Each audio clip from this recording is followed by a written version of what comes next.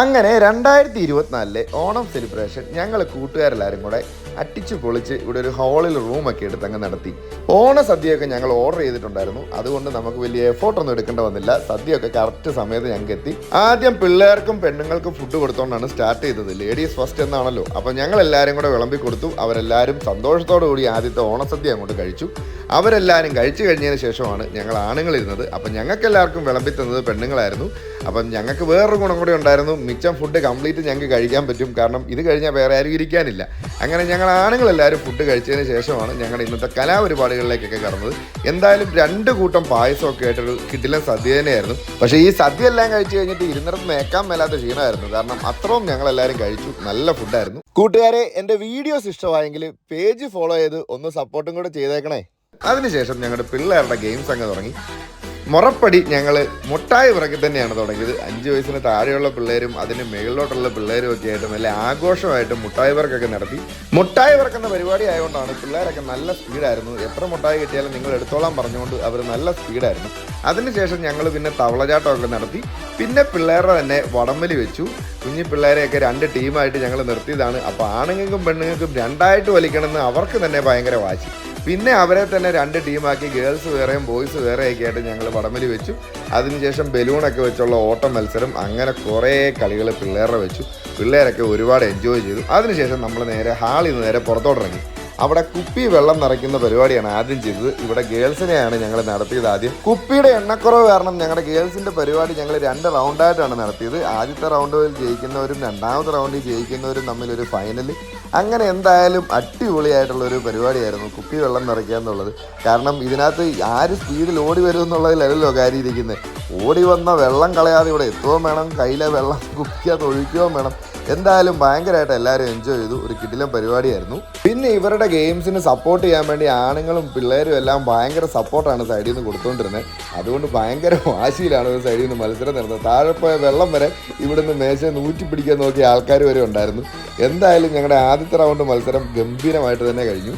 വാശിയേറിയ ആദ്യത്തെ കുപ്പി നിറയെ വെള്ളം നിറയ്ക്കലിന് ശേഷം വീണ്ടും രണ്ടാമത്തെ റൗണ്ട് ഇവിടെ ശക്തമായിട്ട് തുടങ്ങി. ഇവിടെ സാരിയൊന്നും പോകാതെ തന്നെ എങ്ങനെ കഷ്ടപ്പെട്ട് കുപ്പി വെള്ളം ഒഴിക്കാമെന്നുള്ളതിൽ ഇവിടെ റിസർച്ച് ചെയ്തുകൊണ്ടിരിക്കുകയായിരുന്നു.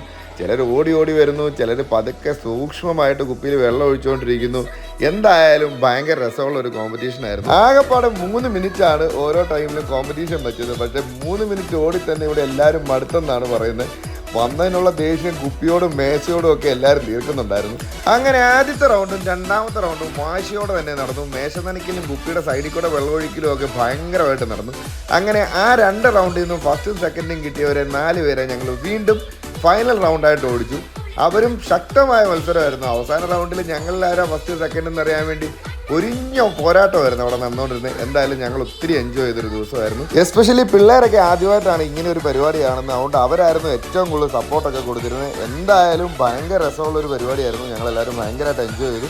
അങ്ങനെ പെണ്ണുങ്ങളുടെ പരിപാടിക്ക് ശേഷം അടുത്തത് ഞങ്ങളുടെ ആണുങ്ങളുടെ ടേണായിരുന്നു. പിന്നെ ഞങ്ങൾ 2 റൗണ്ടൊന്നും വെക്കാൻ പോയില്ല. ഞങ്ങളെല്ലാവരും കൂടെ കുപ്പി മേശയുടെ വട്ടത്തിൽ വെച്ചിട്ട് പിന്നെ ഒരു സൈഡിൽ കൂടെ ഓടാൻ തുടങ്ങി. എന്തായാലും പെണ്ണുങ്ങൾ ഇത്രയും നേരം ഞങ്ങൾ കളിയാക്കേണ്ടി അത് തോന്നുന്നു. അവരെല്ലാവരും കൂടെ കൂടിയിട്ട് ഞങ്ങളെ പറ്റാവുന്ന അത്രയും നല്ല രീതിയിൽ കളിയാക്കി. ഞങ്ങളെ ഓടിയിട്ടോ നടന്നിട്ടോ ഒന്നും ഇവിടെ വരുമ്പം കഴിക്കാത്ത ഒരു തുള്ളി വെള്ളമില്ലായിരുന്നു. എങ്ങനെയൊക്കെയാണ് പോകുന്നറിയത്തില്ല. എന്തായാലും പെണ്ണുങ്ങളുടെയും പിള്ളേരുടെയും സൈഡിൽ നിന്ന് ഭയങ്കര സപ്പോർട്ടായിരുന്നു. ഞാനൊക്കെ ഓടി ഇവിടെ എത്തിക്കഴിയുമ്പം കഴിക്കാത്ത ഒരു തുള്ളി വെള്ളം പോലും ഇല്ലായിരുന്നു. പിന്നെ ആകപ്പാടെ ഉള്ളത് ഞങ്ങളുടെ ടോണി വരുമ്പോഴും ആ ഒരു അവസ്ഥയാണ്. അതെ, അവൻ്റെ കയ്യിൽ നിന്ന് ആകപ്പാടെ 2 തുള്ളിയെ വീഴാനുള്ളൂ എന്നുള്ളതാണ്. എന്തായാലും ഞങ്ങളൊക്കെ ഭയങ്കരമായിട്ട് എൻജോയ് ചെയ്തൊരു പരിപാടിയായിരുന്നു.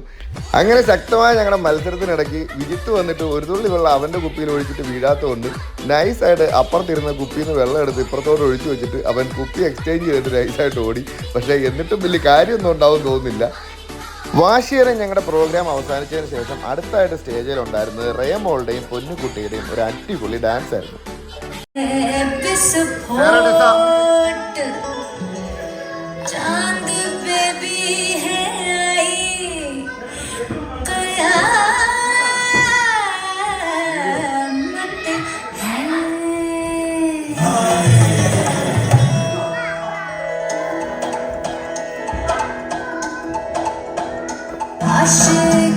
जिसका टाइटल टाइटैनिक, आशिक में जिसका टाइटल टाइटैनिक, किनारा दिखा कर डुबा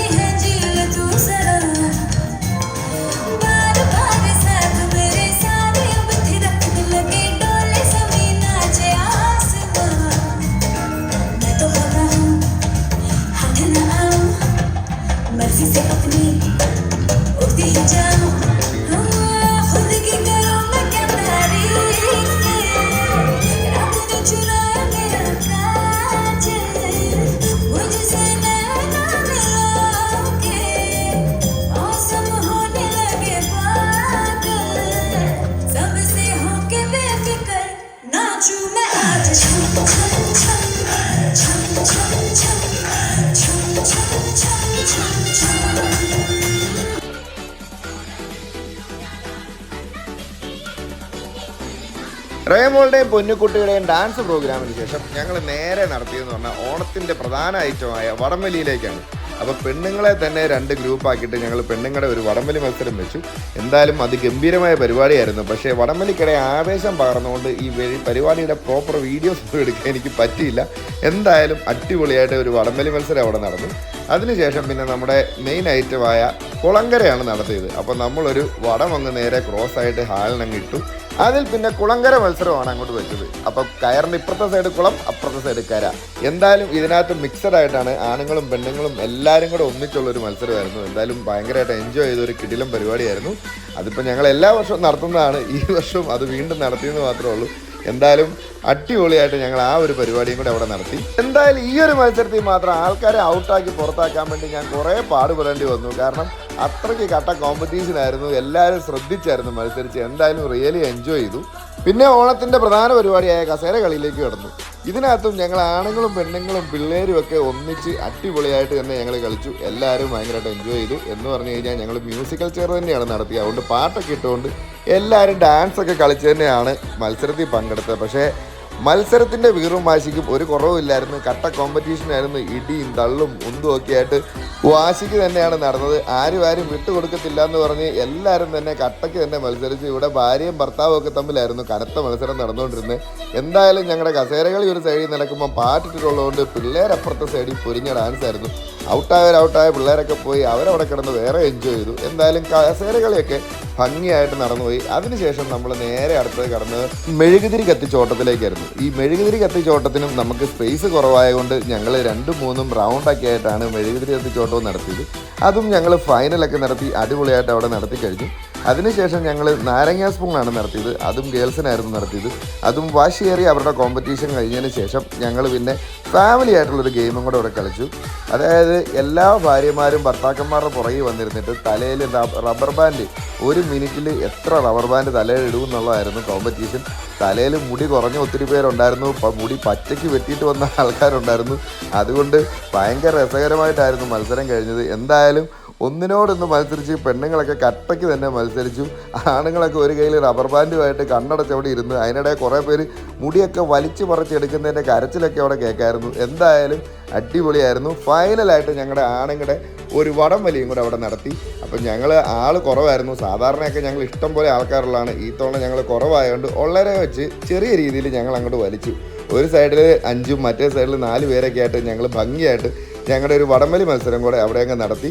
എന്തായാലും ആർക്കും വലിയ പരിക്കുകളൊന്നും ഇല്ലാതെ ഈ തവണത്തെ വടംവലി മത്സരം ഞങ്ങളുടെ കഴിഞ്ഞു. സാധാരണ എല്ലാ തവണയും അത്യാവശ്യം ഞങ്ങൾക്ക് ഇച്ചിരി പരിക്കുകളൊക്കെ കിട്ടാറുള്ളതാണ്.